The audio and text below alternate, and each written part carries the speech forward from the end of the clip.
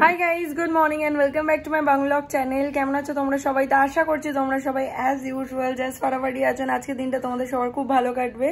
তো এই জাস্ট কিছুক্ষণ হলো জিম থেকে এলাম। জিম থেকে এসে হালকা 5-10 মিনিট বসে রেস্ট নিলাম, তারপরে স্নান টান করে ফ্রেশ হয়ে এসে পুজো দিলাম, দিয়ে এবার ব্লগটাকে স্টার্ট করছি। আই হোপ কি দেখতে তোমাদের ভালো লাগবে আজকে এই ভিডিওটা। তো চলো, without any further delay let's start today's video. আজকে সকালবেলা অনেকটা এই রুমটা সেট করা হয়েছে, এখনো PS5টা আনা হয়নি, বাট বাদ বাকি অনেক কিছু এখানে আনা হয়েছে। এই চেয়ার ফেয়ার গুলো পরিষ্কার করা হয়েছে। সো এই রুমটা মোটামুটি এখন বলা যেতে পারে যে ক্লিন অ্যান্ড ক্লিয়ার কমপ্লিটলি। এইবার বাকি যেটা আছে সেটা হচ্ছে এই রুমের বেডটা, গেস্ট রুমের বেডটার উপর অনেক কিছু রাখা রয়েছে, এইগুলোকে ক্লিন করতে হবে। যদিও যেগুলো রয়েছে সব টুকটাক জিনিস রয়েছে।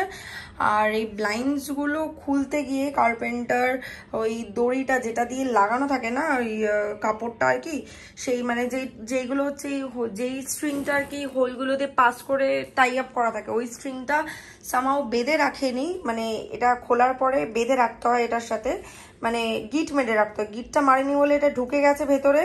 এই যে তোমরা দেখতে পারবে, এই দেখো স্ট্রিংটা পুরোপুরি ভেতরে ঢুকে গেছে। তো সেই কারণে এটা লোক ডেকে আবার ঠিক করাতে হবে। তো আমি কন্ট্যাক্ট করেছিলাম ওদেরকে।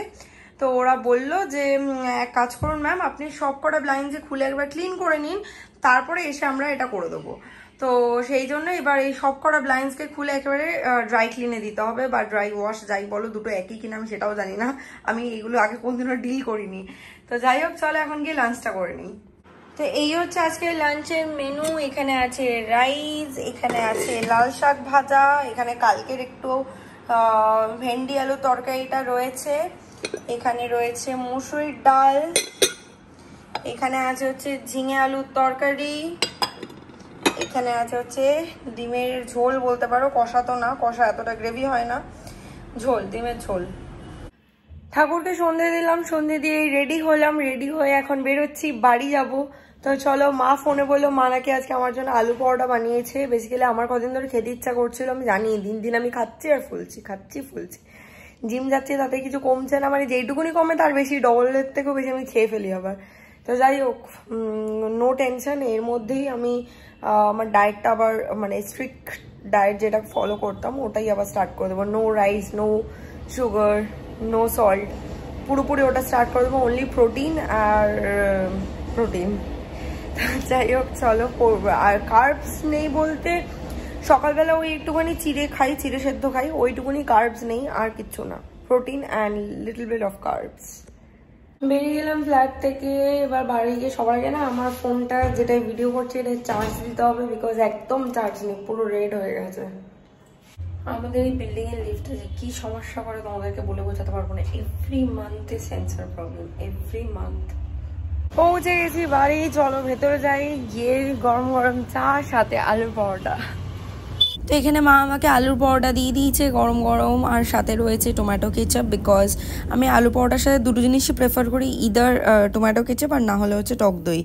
আমার ঠিক ওই আচারটা দিয়ে খেতে ভালো লাগে না। আজকে অনেকদিন পর কলেজের সামনে এসেছি চা খেতে, যেহেতু হালকা মানে একদম ঝিরিঝিরি বৃষ্টি হচ্ছে, তো হালকা একটু এলাম চা খাবো, আমি সাথে একটুখানি গল্প করবো, আড্ডা মারবো। যদি আমার কোনো কলেজের ফ্রেন্ডরা এখানে আড্ডা মারে অনেকে, তো ওর সাথে দেখা হলে ওদের সাথেও আড্ডা মারবো, তারপর ফ্ল্যাটে চলে যাবো।